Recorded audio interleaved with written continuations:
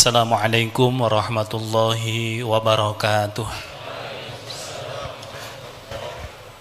Alhamdulillahi rabbil alamin. Alhamdulillahilladzi qad akhraja nataijal fikri li arbabil hijab. Asyhadu an la ilaha illallah wahdahu la syarikalah wa asyhadu anna sayyidana wa nabiyyana Muhammadan abduhu wa rasuluh la nabiyya ba'dah. Allahumma salli wa sallim ala sayyidina Muhammad wa ala alihi wa sahbihi ajma'in. Subhanaka la ilma lana illa ma 'allamtana innaka antal alimul hakim. Duhai ya Allah, jadikan siapapun yang Kau kumpulkan di rumahmu ini ya Allah menjadi orang-orang yang senantiasa mendapatkan rahmat darimu ya Allah. Mudahkan segala urusan kami ya Allah, lapangkan rezeki kami ya Allah, solehkan putra putri kami ya Allah, kumpulkan kami semua kelak di surgamu ya Allah, amin ya Allah ya rabbal alamin. Bapak ibu sahabat-sahabat sekalian, kalau saya baca dalam kitab Riyadul Badi'ah, salah satu babnya menjelaskan tentang bahwa nanti di akhirat kita itu akan dikumpulkan dengan siapa tatkala di dunia ini kita banyak berkumpul. Kalau kita berkumpulnya dengan orang-orang yang soleh dan orang-orang yang ingin soleh, karena yang hadir, yang menyimak belum tentu semua sudah soleh, tapi saya sangat yakin bahwa yang hadir semuanya adalah orang-orang yang ingin soleh. Makanya dalam kitab Ta'limul Muta'alim disebutkan wa in kana dza syarrin fajannibhu sur'atan wa in kana dza khairin faqarribhu tahtadi. Dulu dilakukan. Wa in kana dza syarrin fajannibhu sur'atan wa in kana dza khairin faqarribhu tahtadi. Yen ana kanca Allah lakune ndang dohono, yen ana kanca bagus enggal dang kancanono. Ngerti artinya enggak? Bahasa Arabnya enggak paham, bahasa Jawanya enggak ngerti kan gitu. Pokok artinya yang tadi ya. Jadi kalau ada orang yang buruk akhlaknya, maka jangan engkau jadikan sebagai teman dekat, teman karib. Aslinya adalah qoribun, dekat. Tapi dalam bahasa Indonesia ditulis teman karib, aslinya qorib. Jangan engkau jadikan teman dekat, tapi wa in kana dza khairin faqarribhu tahtadi. Kalau ada orang yang baik akhlaknya, baik ibadahnya, maka jadikanlah teman dekat. Dalam bab tersebut dijelaskan kenapa? Karena kita akan banyak dipengaruhi oleh orang dekat kita. Dalam konteks hadis, barang siapa yang bergaul dengan penjual minyak wangi, maka akan ke bawah harum. Tapi kalau kita bergaul dengan tukang pandai besi, maka akan bau bakar. Walaupun kita tidak menjadi tukang pandai besi, tapi akan kecipratan baunya. Nah, Bapak Ibu sahabat-sahabat sekalian, di perusahaan kita, di Darut Tauhid ataupun di luar Darut Tauhid, di penghujung tahun rata-rata mengadakan raker. Targetnya apa? Mengevaluasi apa yang sudah dilakukan dan merencanakan apa yang akan dilakukan. Kalaulah evaluasi itu dilakukan di semester 2, mungkin polanya 4 bulan sekali, maka biasanya ketika evaluasi periode yang terakhir, ketika melihat pencapaian itu masih jauh, rata-rata geraknya lebih cepat dibandingkan dengan kita tidak melakukan evaluasi. Kenapa? Dengan evaluasi itu kita menemukan kekurangan diri kita. Bener kan ya? Sama, ketika kita mengevaluasi diri kita, maka ujungnya adalah kita menemukan kekurangan kita yang harus kita perbaiki. Kalau evaluasi dilakukan misalkan di akhir, sudah di penghujung tahun 2024 dan itu pun bulan Desember akhir, maka kita akan menemukan kekurangan-kekurangan kita. Di Al-Quran surat Al-Hasr ya, ya ayyuhalladzina amanu taqullah wal tandur nafsum ma qaddamat lighad wattaqullah innallaha khabirum bima ta'malun. Ada kalimat lighad. Kalimat lighad itu diartikan bukan besok tapi esok. Kalau besok itu besok hari Jumat, tapi kalau esok bukan besok, makanya diartikan bukan hari besok tapi hari esok. Kehidupan yang panjang maksudnya. Hari esok, kehidupan yang amat sangat panjang, artinya apa? Akhirat. Makanya kalau ada yang menerjemahkan hari besok, kalau besok berarti hari Jumat, karena besok. Maka di Al-Quran diterjemahkan bukan hari besok tapi hari esok, berarti apa? Kehidupan di akhirat. Kita mengevaluasi, masing-masing sudah punya visi. Visinya adalah selamat, yang sering disampaikan oleh AA adalah bahagia, sukses. Sukses itu apa? Masuk surga, kan begitu. Tapi kalau kita mengacu kepada Al-Quran ya, surat Al-Mulk,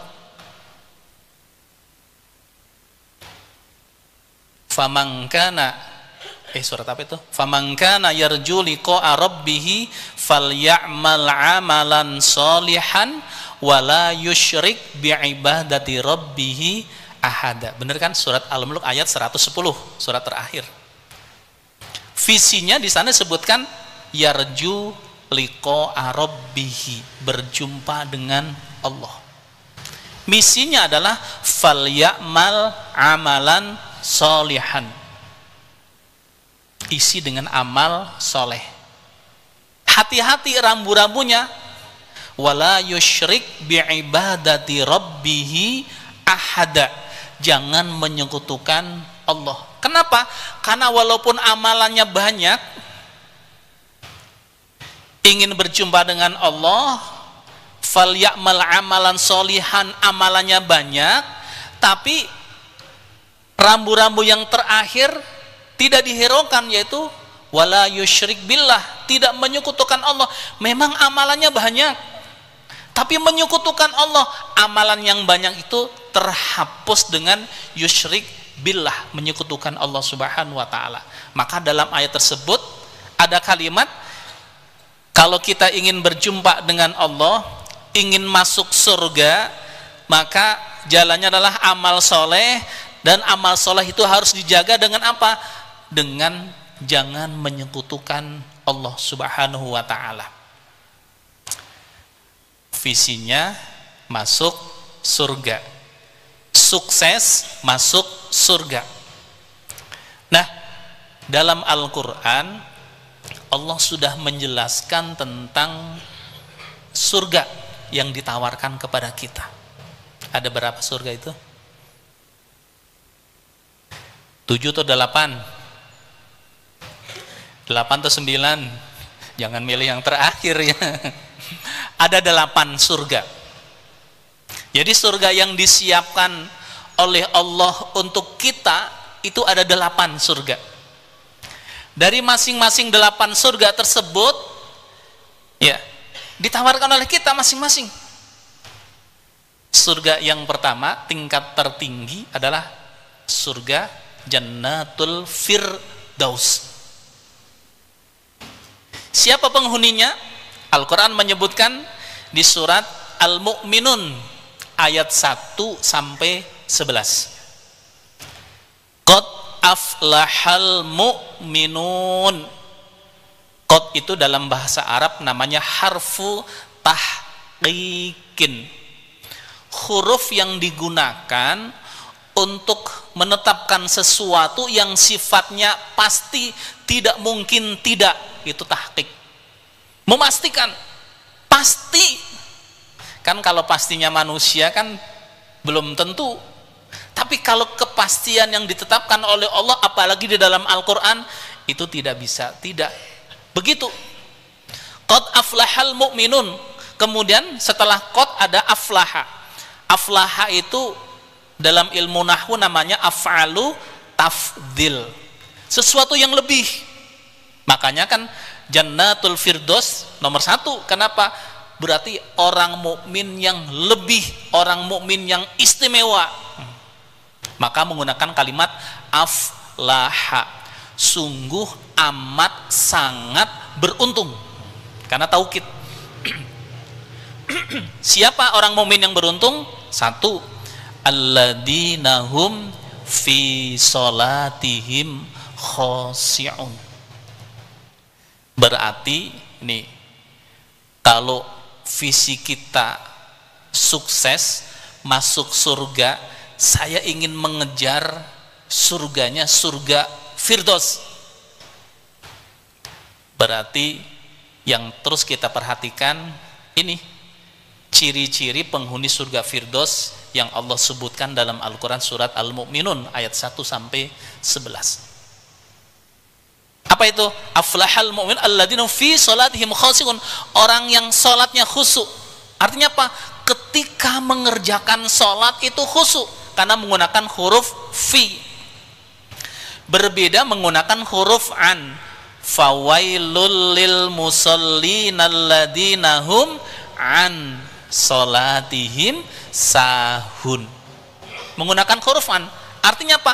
Makna yang terkandung dalam ibadah sholat tidak diterjemahkan dalam kehidupan sehari-hari. Well, celaka. Well itu artinya celaka. Celaka orang yang sholat tapi tidak jujur. Celaka orang yang sholat tapi tidak amanah. Celaka orang yang sholat tapi tidak serius menjaga kebersihan. Celaka orang yang sholat tapi sombong. Kan makna terkandung dalam ibadah sholat melatih kita menjadi orang yang tawadu. Ya. Ketika sholat, anggota tubuh kita yang paling dihormati, dimuliakan, itu adalah kepala.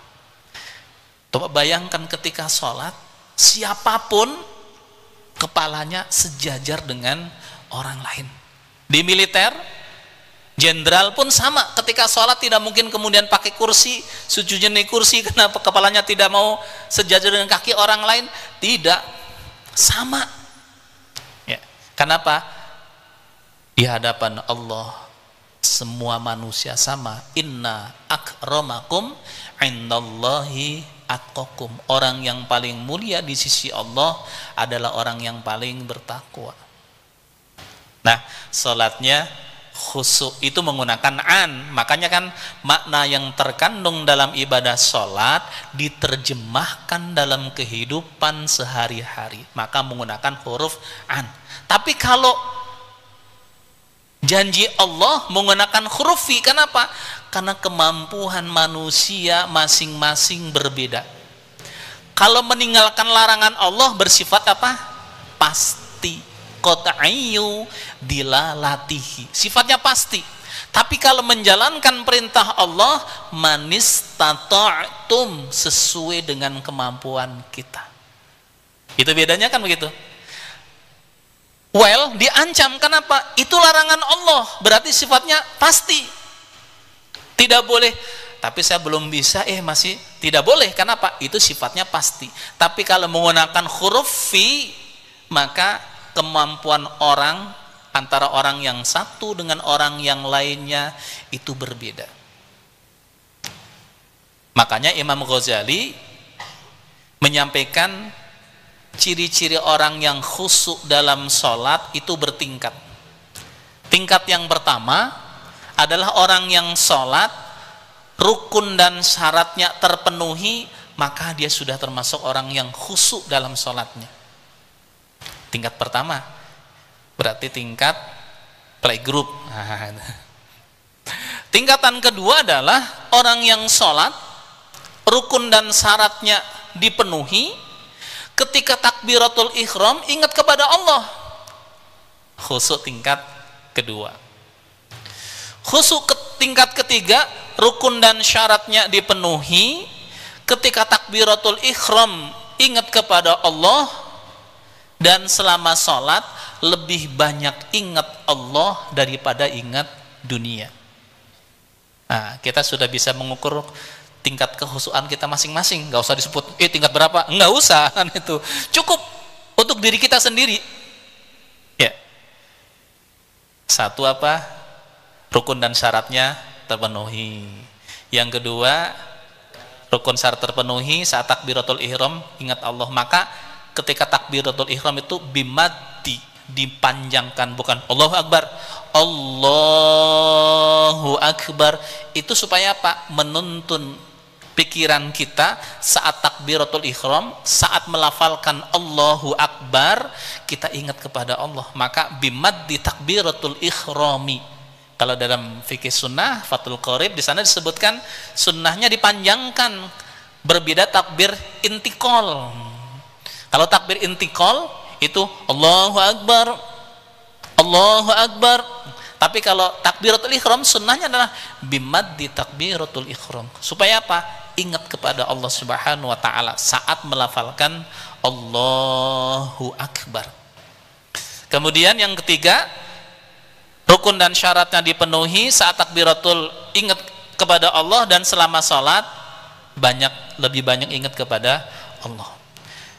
Khusyuk tingkat yang keempat adalah rukun dan syaratnya dipenuhi, saat takbiratul ihram ingat kepada Allah, dan selama sholat ingat kepada Allah. Ada yang sudah seperti itu? Ada? Kalau Ustadz sama ya.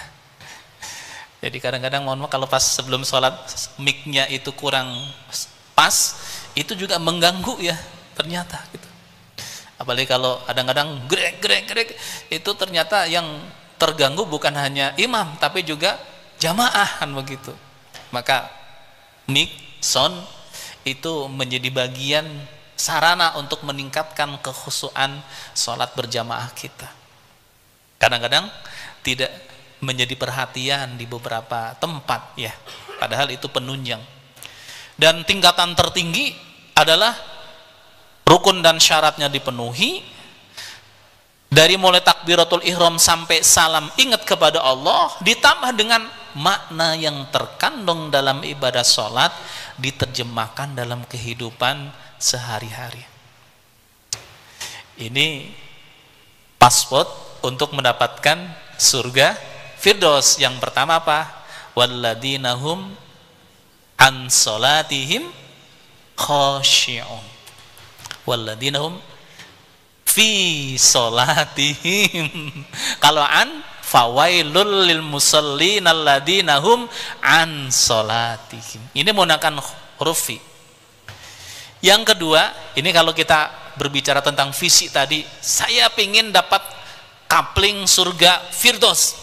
Kan ibaratnya kita nih di dunia ada, kalau lighat makanya ada jangka pendek, jangka menengah, jangka panjang. Jangka pendeknya hari esok, besok ya, kehidupan ya dalam waktu dekat, tahunan dan sebagainya.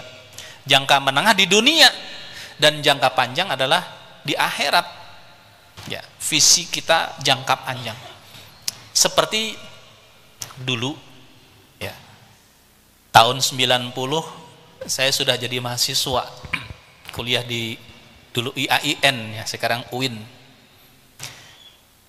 Hari pertama masuk, oleh dosen diajarkan tentang pentingnya masing-masing mahasiswa punya visi. Ditulis semuanya. Jangka pendeknya apa, jangka menengahnya apa, jangka panjangnya apa. Jangka menengahnya polanya adalah per 2 tahun. Ada yang buatnya per 1 tahun, targetan. Kalau berkaitan dengan masalah prestasi, IPK dan sebagainya, itu ada yang memang sampai selesai 4 tahun, 4 tahun setengah, 5 tahun, punya targetan IPK-nya adalah misalkan 3,5 misalkan saja. Itu ditulis, masing-masing mahasiswa oleh dosennya dipandu untuk menulis itu. Target selama kuliah IPK-nya 3,5. Waktu kuliah maksimal 5 tahun. Sampai kemudian setelah kuliah, target dipandu itu punya rumah ya sekian tahun setelah kuliah. Sampai kemudian dipandu menikah, punya kendaraan, berangkat ke tanah suci, dipandu dan diminta untuk ditulis yang besar, ditempelkan di kamar ya. Jadi setiap hari selalu melihat tulisan tersebut. Pokoknya begitu masuk kamar langsung ditulis. Kalau saya dulu di paling atas ditulis ingat tujuan semula. Ditulis tuh, ingat tujuan semula. Perencanaan 1, 2, 3, 4 terus. Alhamdulillah semua yang ditulis di situ ya itu sudah tercapai. Kenapa? Karena itu untuk memotivasi diri kita, saya punya targetan itu. Ya, sampai kemudian targetan tentu saja jangka panjang ya, kehidupan di akhirat, berkumpul dengan keluarga di surga, itu menjadi targetan utama yang paling besar ditulis di situ. Nah, sama kita targetnya misalkan target kita semuanya ingin masuk surga, surganya adalah surga Firdaus. Berarti apa yang kita lakukan? Nah, tadi mengacu kepada Al-Qur'an surat Al-Mu'minun ayat 1 sampai 11. Alladzina hum fi salatihim khashi'un. Berarti yang terus diupayakan diperbaiki ya. Terus ditambah. Kan dalam ta'limul muta'allim disebutkan wa kun mustafidan kulla yaumin ziyadatan minal ilmi wasbah fi bukhuril fawaidi. Wa kun mustafidan kulla yaumin, jadikan setiap hari kita mendapatkan ilmu yang bermanfaat untuk kita. Ziyadatan minal ilmi wasbah fi bukhuril fawaidi, dan mendapatkan bahar itu apa? Lautan manfaat dari setiap kejadian. Ilmunya nambah, imannya semakin meningkat ya, dan mendapatkan hikmah yang seluas-luasnya. Wa kun mustafidan kulla yaumin ziyadatan min ilmi wasbah fi bukhuril fawaid. Yang kedua, kembali kepada surat Al-Mu'minun. Jadi target kita adalah ingin menjadi pewaris surga Firdaus. Sukses masuk surga, sudah spesifik lagi kan, nanti ada Jannatu Adnin kan gitu ya. Yang sekarang baru Jannatul Firdaus yang kita bahas. Khusyuk dalam sholatnya, berarti terus berupaya semaksimal mungkin untuk meningkatkan kualitas sholat kita. Imam Ghazali pernah ditanya, "Hei guru, bagaimana caranya supaya sholatnya itu bisa khusyuk?" Kata beliau, lakukan persiapan yang maksimal. Makanya Rasul mengajarkan kepada kita, kalau kita sangat lapar, perutnya sudah bunyi terus, makanan sudah dihidangkan, makan dulu atau sholat dulu? Makan dulu. Tapi tetap makannya jangan kemudian dilama-lama ya. makanya ala SSG kan gitu, hitungan 10 sudah selesai kan begitu ya. Kalau makan sendiri istri suruh ngitung kan gitu, ataupun pakai alarm pakai alarm makannya. Jadi makan dulu supaya apa? Supaya ketika sholat bisa fokus ya. Karena kalau sholat dulu kemudian makanannya sudah disiapkan di meja, sholat, pas lagi sholat kerumpiang, ternyata apa? Ada kucing naik ke meja. Tok, kira-kira selama sholat khusyuk tidak? Tidak khusyuk. Pasti ingat apa?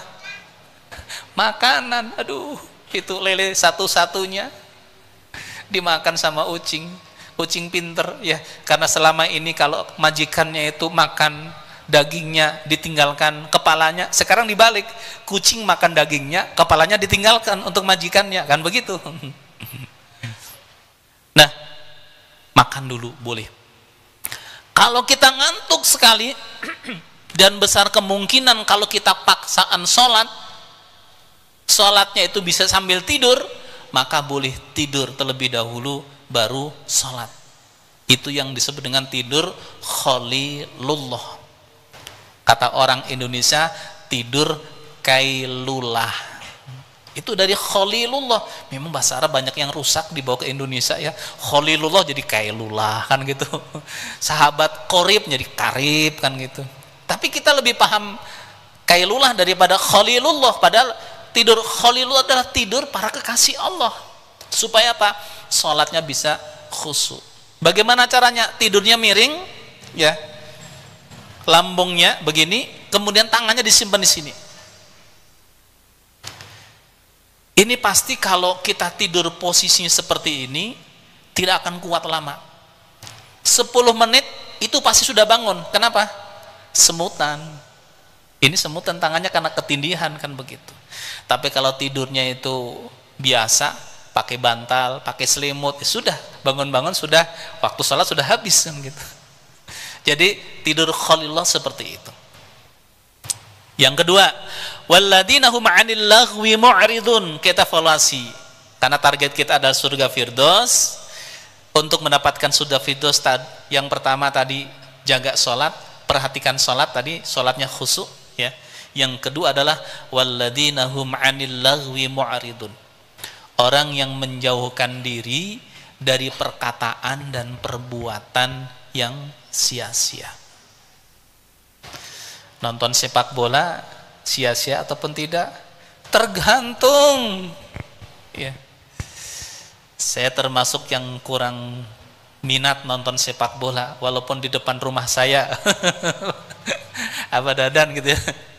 Nonton sepak bola ya saya cukup di rumah. Besok pagi ternyata ya yang nonton dan yang tidak nonton ketika ditanya jawabannya sama. Indonesia menang ataupun kalah dengan Thailand, jawabannya sama itu. Padahal dia tidak nonton, karena Pak sudah tanya kepada yang nonton kan gitu. Berarti yang nonton, yang tidak nonton, kadang-kadang ikut stres yang nonton gitu. Seakan-akan kita lebih pintar daripada pemainnya kan itu. Untuk hiburan, silaturahim. Makanya niatkan silaturahim. Susah ngumpul, tapi kalau ayo kumpul ya kita sambil ngadu. Tahu ngadu? Makan duren, rame itu. Jadi durennya yang pertama kali diserbu kan gitu. Walladzina hum 'anil laghwi mu'ridun. Orang-orang yang menjauhkan diri dari perkataan dan perbuatan yang sia-sia. Yang ketiga, walladzina hum lizzakati fa'ilun. Orang yang menunaikan zakat. Saya baca dalam Nasaihul Ibad tadi, salah satu hadis Rasulullah SAW, ternyata yang membuat orang itu celaka walaupun ahli ibadah termasuk sholat adalah karena dia meninggalkan zakat. Pantas saya baca juga di hadis yang lainnya, kenapa orang yang hartanya sudah mencapai nisab, zakatnya tidak dibayarkan, nanti dia terhalang untuk masuk surga. Saya baca penjelasannya, sarah hadisnya, oh ternyata karena dia punya hutang kepada 8 asnaf yang Allah sebutkan dalam Al-Quran surat At-Taubah ayat 60. Innamas shadaqatu lil fuqara'i wal masakin wal 'amilina 'alaiha al-ayah. Jadi punya hutang, nanti 8 asnaf itu nanti di akhirat akan rame-rame menuntut haknya. Karena sudah di akhirat tidak mungkin memberikan materi, mengeluarkan zakat, maka sebagai gantinya apa? Pahala dia. Yang harusnya sudah dapat tiket untuk masuk surga, nggak jadi masuk surga. Kenapa? Ada hak orang lain yang belum diselesaikan, yaitu masalah zakat. Jadi yang menjadi penghalang seseorang masuk surga, ternyata diantaranya ketika sudah dititipi harta oleh Allah dan hartanya sudah mencapai nisab, sudah nisab dan sudah haul, tapi tidak dikeluarkan zakatnya. Walladzina hum lizzakati fa'ilun. Jadi bukan hanya zakat fitrah saja, tapi zakatul mal, zakat yang Allah titipkan kepada kita. Jadi yang pertama apa? Salatnya khusyuk. Yang kedua, meninggalkan perkataan dan perbuatan yang sia-sia. Yang ketiga, menunaikan zakat. Yang keempat, walladzina hum li furujihim hafidun. Orang yang menjaga harga dirinya, menjaga kemaluannya, illa ala azwajihim aw ma malakat aymanuhum, kecuali kepada istri-istrinya, kemudian budak-budaknya. Karena dulu ketika ayat ini diturunkan, budak itu ini sebagai salah satu dalil bahwa budak itu nilainya sama dengan istri, jadi boleh digauli oleh majikannya. Ya, yang kemudian turun ayat-ayat berikutnya yang menyampaikan bahwa budak itu adalah orang lain yang kita punya kewajiban untuk memerdekakan dan sebagainya. Yang kelima adalah walladzina hum li amanatihim wa ahdihim ra'un. Orang-orang yang menjaga amanah. Amanah itu apa? Titipan. Harta titipan. Motor titipan, mobil titipan, rumah titipan, istri titipan, anak titipan. Itu semua adalah titipan. Dan setiap orang yang mendapatkan titipan itu akan diuji. Innama amwalukum wa auladukum fitnah. Ujian, ya. Jadi ujian manusia berbeda-beda. Ada yang diuji dengan hartanya, ada yang diuji dengan anaknya, ada yang diuji dengan suaminya, istrinya, hartanya. Itu adalah semuanya ujian. Orang yang lulus adalah alladzina idza asabatum musibah qalu inna lillahi wa inna ilaihi rajiun. Semua dikembalikan kepada Allah Subhanahu wa taala. Kemudian wa ahdihim raun, ketika berjanji berusaha untuk menepati. Janji itu adalah hutang. Yang namanya hutang kalau tidak dibayarkan di dunia akan dibayarkan di akhirat. Di akhirat sudah tidak membawa rupiah, berarti tukarnya apa? Barter antara amal dengan dosa orang tersebut. Maka nanti di akhirat ada orang yang ibadahnya bagus, sholatnya bagus, tilawah Al-Qur'annya terus tidak pernah ketinggalan, ya. Surat Al-Baqarah 20 bahkan lebih dari 20 kali dihatamkan. Tapi tadi ya ada hal-hal yang hubungan dengan sesama manusia, hakul adami yang belum terselesaikan selama di dunia, nanti di akhirat akan diselesaikan, dibarter. Ternyata orang tersebut misalkan suka zina, maka bisa jadi dosa zina dia diberikan kepada kita, naudzubillah min dzalik, ya, dan pahala kita diberikan kepada dia, naudzubillah min dzalik. Makanya harus hati-hati. Yang terakhir, yang keenam adalah walladzina hum ala sholawatihim yuhafidun. Kalau yang pertama, ya, yang pertama adalah khusyuk dalam sholatnya. Kalau yang kedua adalah orang yang menjaga sholat. Ini saya suatu saat mendampingi jamaah umroh MG Travel waktu itu. Menjelang pulang, ya kan hotelnya di Ziyad Makarim, malam Jumat di lobi ketemu dengan, jadi ada jamaah yang awalnya tidak berangkat jadi berangkat, ya. Jadi suaminya sakit menjelang 1 pekan kalau tidak salah, menjelang keberangkatan sakit stroke ringan. Dari MK Travel mensyaratkan, Pak, Bapak bisa berangkat tapi harus didampingi oleh keluarganya. Akhirnya apa? Istrinya yang tadinya tidak akan berangkat umroh, akhirnya rundingan dengan keluarganya, anak-anaknya, kemudian berangkatlah umroh. Singkat cerita, jadi selama di sana istrinya kemana-mana mendorong suaminya ke Masjidil Haram, ya. Nah, menjelang pulang malam Jumat ketemu di lobi hotel, beliau izin, Ustadz izin, Bapak pingin makan di kamar. Oh ya silakan Bu, ambilkan saja. Ya, izin ke petugas kalau suami mau makan di kamar. Dah. Jam 11 istrinya telepon, Ustadz, saya badannya kurang enak ya, ada sesak nafasnya, ada pusing. Oh baik Bu, ini juga di bawah ada juga yang sedang mau diperiksa sama dokter. Ini aja Bapak dengan Ibu sekalian ke bawah, nanti kita cek. Turun, masih dorong pakai kursi roda, ya.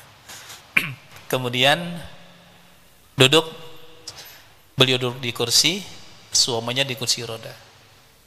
Dokternya belum datang karena malam Jumat pulang dari masjid kan padat sekali. Akhirnya apa? Beliau tidur di sini, saya ingat sekali di sini. Bu, sambil zikir Bu, Allah Allah, meninggal. Yang meninggal siapa? Istrinya. Yang sakit dari Indonesia selama di tanah suci, yang sakit itu suaminya, tapi yang meninggal istrinya. Dan tidak ada riwayat sakit, nggak ada. Kan saya kontak dengan keluarganya, dengan anaknya, apakah ada riwayat ibu sakit? Nggak. Secara usia juga masih muda, ya. Lebih muda daripada saya, berarti lebih muda. Saya juga masih muda kan. Jadi masih muda, tidak ada riwayat sakit, tapi kan meninggal tidak harus dengan sakit terlebih dahulu. Buktinya ini yang sakit dari Indonesia sudah sehat. Nah, langsung diproses, disolatkan di Masjidil Haram, ya. Langsung dimakamkan. Sepanjang perjalanan, karena saya yang mengantarkan ke tempat pemakaman, bahkan yang masuk ke liang saya, kata orang Arab nggak terlalu dalam, kata orang Indonesia dalam, sehingga saya turunnya pakai tangga, pakai tangga. Kemudian jadi disolatkannya, dimakamkan tuh hari berikutnya, karena udah malam kan, itu meninggalnya hari malam Jumat, kemudian dibawa ke rumah sakit, proses, kemudian malam Sabtu itu baru dibawa ke Masjidil Haram, ya, karena panjang di sana kan, dari mulai paspor panjang kan itu, baru disolatkan di Masjidil Haram ketika selesai melaksanakan sholat Isya, ya. Kemudian selesai sholat, ngobrol dengan para petugas di situ, dan imam menyampaikan hadhil janazah ahlul jannah. Begitu beliau mengatakan demikian, langsung orang-orang dari situ, para askar semuanya pingin memegang, ya, jenazah tersebut. Saya heran, di Indonesia nggak pernah ada begini kan, itu diperebutkan gitu. Saya tanya di mana? Kata di antara mereka seorang syekh itu, saya ingin nanti kelak dijadikan sebagai salah satu saksi untuk seorang hamba Allah yang dijamin masuk surga. Subhanallah. Sepanjang perjalanan saya tanya, Pak, apa sih amalan istri Bapak sehingga Allah berikan keistimewaan tidak melalui proses sakit, dan tidak ada lebih dari 5 menit di pangkuan saya di sini, karena meninggalnya di sini.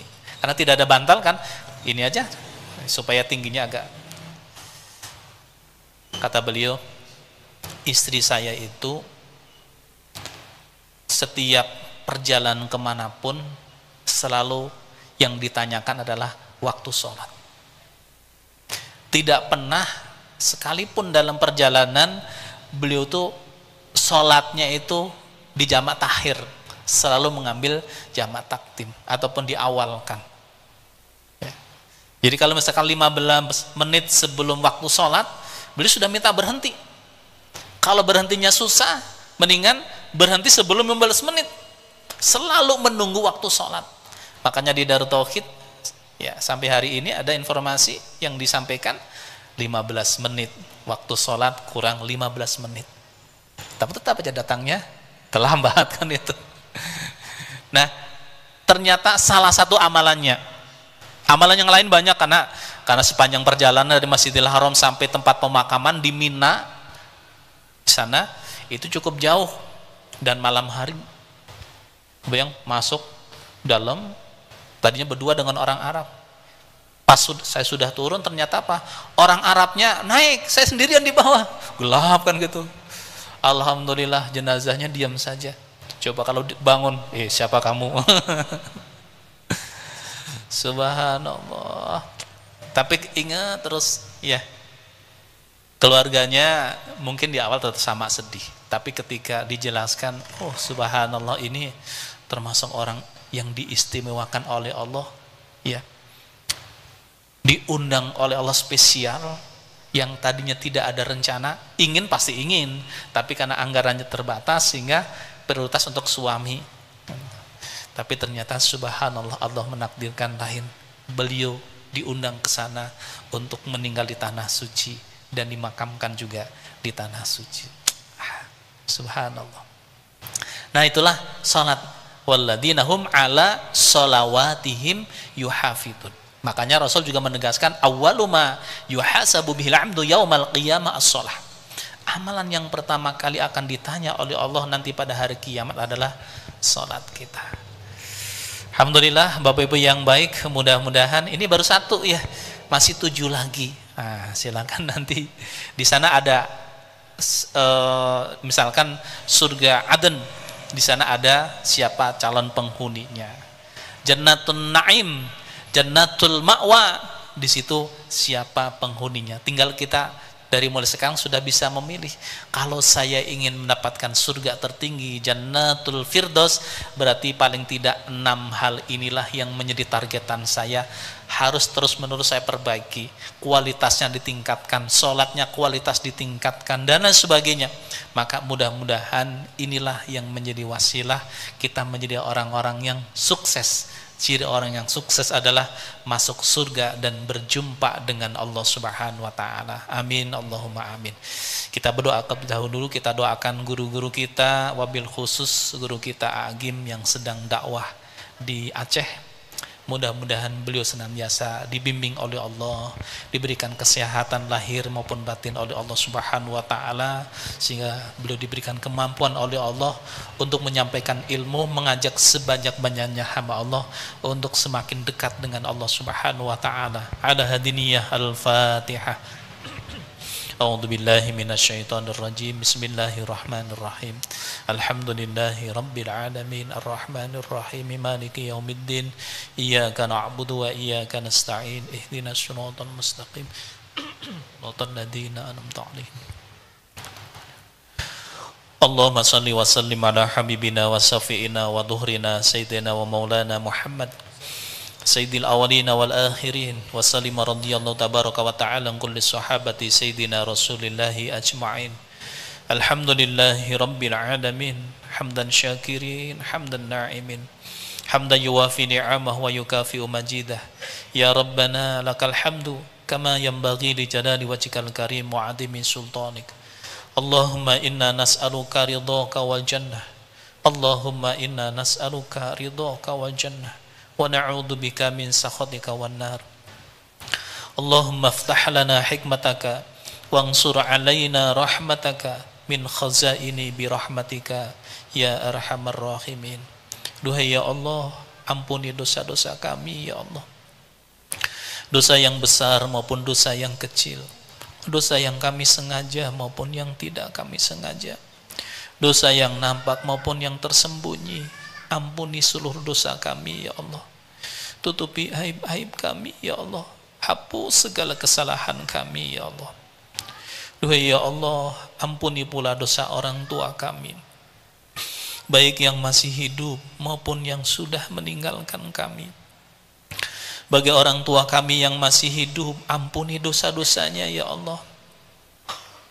Sehatkan lahir batinnya, mudahkan segala urusannya, lapangkan rizkinya ya Allah. Jika kelak ajal menjemputnya, golongkan menjadi orang-orang yang husnal khatimah. Duhai ya Allah, bagi orang tua kami yang sudah meninggalkan kami, ampuni dosa-dosanya ya Allah. Terimalah segala amal solehnya, lapangkan kuburnya, mudahkan hisabnya. Jadikanlah alam kuburnya sebagaimana beliau di taman surgamu ya Allah. Kumpulkan kami dengan orang tua kami, keluarga besar kami kelak di surgamu ya Allah. Duhai ya Allah, bimbing kami ya Allah, tuntun kami ya Allah, agar kami menjadi orang-orang yang selamat dunia akhirat.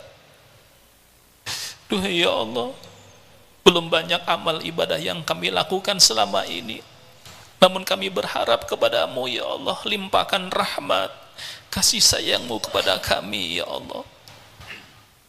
Jadikan apapun yang kami lakukan menjadi bekal kami kembali menghadapmu ya Allah. Jadikan apapun yang kami lakukan menjadi wasilah engkau limpahkan rahmat, kasih sayangmu kepada kami ya Allah. Rabbana dhalamna anfusana wa illam taghfir lana wa tarhamna lanakunanna minal khasirin. Duhai ya Allah, jadikanlah anak-anak kami anak-anak yang saleh salehah, anak-anak yang menjadi qurrata a'yun bagi kami dan keluarga kami, anak-anak yang membuat kami selamat dunia akhirat ya Allah. Mudahkan dalam menuntut ilmu-Mu ya Allah. Pertemukan jodoh terbaik bagi yang sedang merindukannya ya Allah. Rabbana atina min ladunka rahmah wa hayyi' lana min amrina rasyada. Duhai ya Allah, undang kami semua ke tanah suci-Mu ya Allah. Jamu kami semua di tanah suci-Mu ya Allah. Berikanlah kesempatan kepada kami untuk bisa sujud di Baitullah-Mu ya Allah.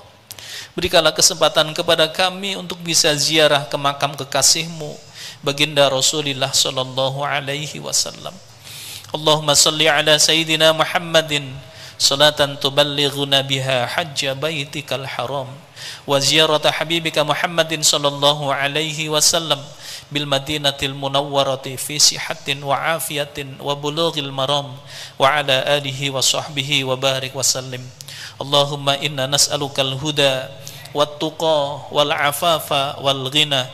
Rabbana atina fid dunya hasanah wa fil akhirati hasanah wa qina adzaban nar wa adkhilnal jannata ma'al abrar ya aziz ya ghaffar ya rabbal alamin. Wa sallallahu ala sayyidina Muhammadin wa ala alihi wa sahbihi wa barik wa sallim. Subhana rabbika rabbil izzati amma yasifun wa salamun alal mursalin walhamdulillahi rabbil alamin. Alhamdulillah rabbil alamin. Terima kasih Bapak Ibu yang baik, sahabat-sahabat sekalian. Mudah-mudahan pertemuan ini menjadi wasilah Allah Subhanahu wa taala kelak akan mengumpulkan kita di surganya Allah. Amin. Allahumma amin. Subhanakallahumma wa bihamdika asyhadu an la ilaha illa anta astaghfiruka wa atubu ilaik. Assalamualaikum warahmatullahi wabarakatuh.